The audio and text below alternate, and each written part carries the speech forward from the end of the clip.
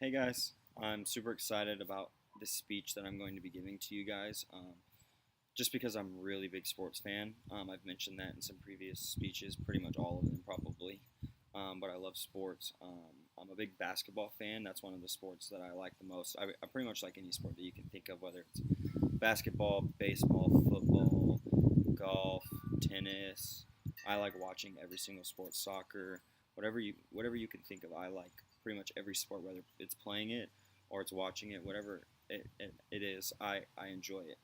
But today, specifically basketball, like I said, I'm a huge basketball fan. I love the NBA. I love everything about the NBA. I love playing basketball. Pickup basketball is probably my favorite hobby. So I'm a big basketball fan. And through being an NBA fan, I'm a Lakers fan because I'm from Southern California. I'm from that area, and so I grew up a Lakers fan. And this also led to me being a huge LeBron fan. I've been a LeBron fan since before he came to LA, but now I'm an even bigger LeBron fan because he plays for my favorite team, and so I'm a big LeBron fan. And so today, with my persuasive speech, I'm super excited because I get to persuade you as to why I believe that LeBron is the greatest basketball player of all time. And so through this speech, I'm going to detail how I believe that LeBron is the greatest basketball player of all time. Now, statistically, LeBron will go down as the greatest player ever.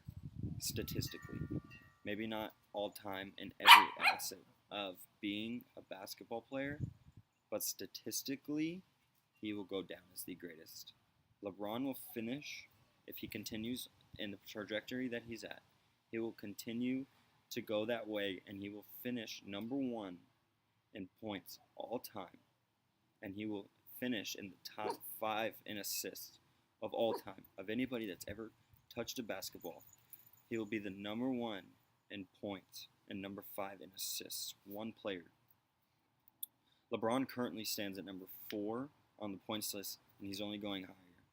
He's just 3 years left under his contract, and so he's got a lot more time until he can reach that. And so he has a lot of time to continue to just put up numbers to reach those goals. And he's number 10 in assists right now. So over those next 3 years, he could easily jump multiple Hall of Fame players and be up there. LeBron currently is only 34, and he's averaging 28 points per game with 8 assists and 8 rebounds, which is unheard of. Jordan, he averaged 29 over his age 34 season and only had 3 rebounds and 5 assists to go along with that. Kobe, at his age 34 season, averaged 27 points per game with only 5 rebounds and 6 assists. So LeBron is either averaging the same amount or more points per game than every single one of them, and he's averaging more rebounds by at least 2 and more assists by at least 3. Now, another reason that I believe LeBron is the greatest basketball player of all time is because he's a winner.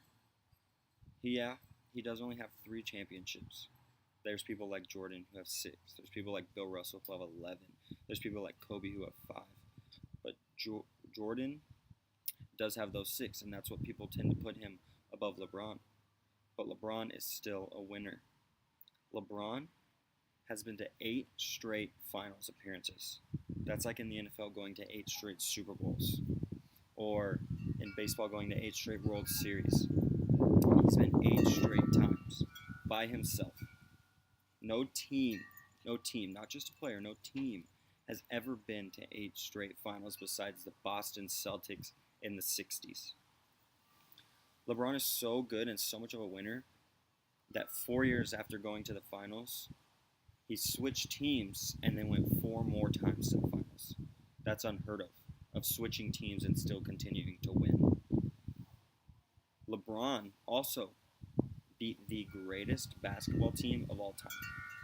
The Warriors won 73 games and only lost 9 out of an 82-game schedule. The only other team to go anywhere close to that is the Bulls with Michael Jordan, who had 72 wins and only 10 losses. Not only did he beat the 73-9 Warriors, he had the greatest comeback of all time in the finals. LeBron, his team, were were down 3-1 in a best-of-7 series. And LeBron won 3 straight games against the greatest team of all time. And he won them 3 straight games and led them to the NBA championship. Not only did he lead them to that championship, but LeBron led the entire series in every statistical category possible. LeBron led every team on the Cavs and the Warriors in points per game, in assists per game, in rebounds per game, in blocks per game, and in steals per game. In 5 statistical categories, LeBron led every single one of those in that final series. That's never been done before. There's never been a player in the finals to lead in every statistical category possible. Not only is he a winner because he wins championships, but he's taken some of the worst teams in finals history to the finals, in NBA history to the finals, in any bit of NBA, he's taken them to the finals. Last year, he averaged almost 40 points per game in the playoffs, and over 8 of the people that were on that team that went to the finals with him either aren't on a team or aren't getting any playing time on the team that they are currently on this year. So within a year, 8 of the 12 players that he played with don't get any playing time on an NBA roster. Within a couple months of being on an NBA Finals team. Not only did he do that, but he dropped 50 points and still seemed to lose a game in the finals, which has never happened in the finals. And lastly, I believe that LeBron has already passed Jordan. This is one of the hottest debates in sports history, one of the hottest debates in current sports, but I truly believe that LeBron has passed Jordan. LeBron has been to 9 finals. He's only won 3, but he's been to 9. Jordan has won 6. We can all give him that. We can all give him credit. Then he's been to 6, and he's won 6. He's 100%. But LeBron has been to 9. There's only been 3 teams that he's done it with.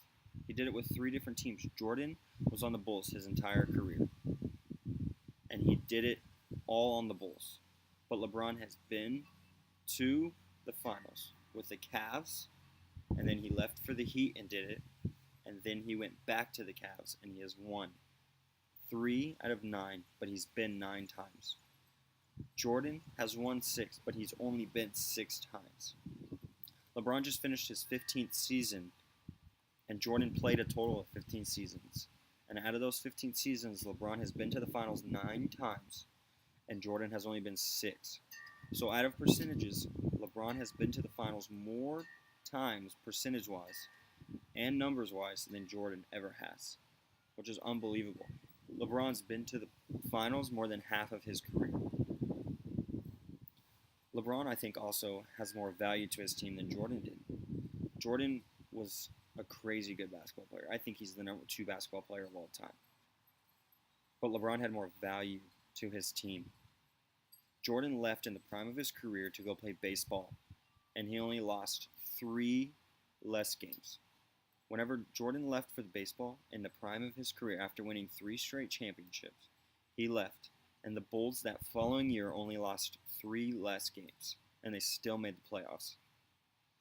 When LeBron left the Cavs in his prime to leave for the Miami Heat, the Cavs had the number 1 overall pick 3 out of 4 years that he was gone, meaning that out of 3 of those 4 years, they had the worst record in the NBA, or one of the worst records in the NBA, and had the number 1 pick. And that's just crazy to think about, that when LeBron left, the entire team was horrible, and they didn't make the playoffs once. The year after Jordan left, when they won 3 straight championships, they only lost 3 less games and still made the playoffs. LeBron has always had a worse team than Jordan. Jordan has had many, many Hall of Famers play with him. And I also believe that LeBron played in a much harder era.